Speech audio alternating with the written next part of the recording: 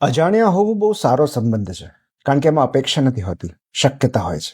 મિત્રતાની, પ્રેમની કે પછી એક પ્રામાણિક અને અર્થસભર સંવાદની શક્યતા. જજમેન્ટલ થયા વગર સાંભળવાનો અને દંભ વગર બોલી શકવાનો અવકાશ હોય છે.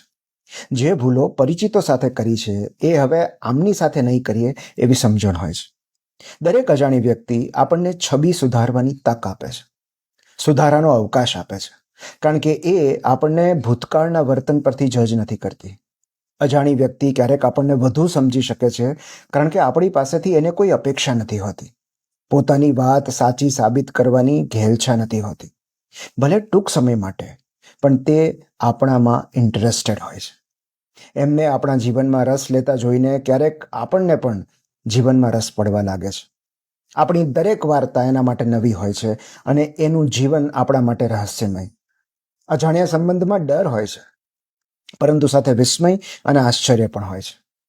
અજાણ્યા લોકોને મળતા રહેવું જરૂરી છે, કારણ કે ક્યારેક તેઓ આપણો પરિચય જાત સાથે કરાવી આપે છે.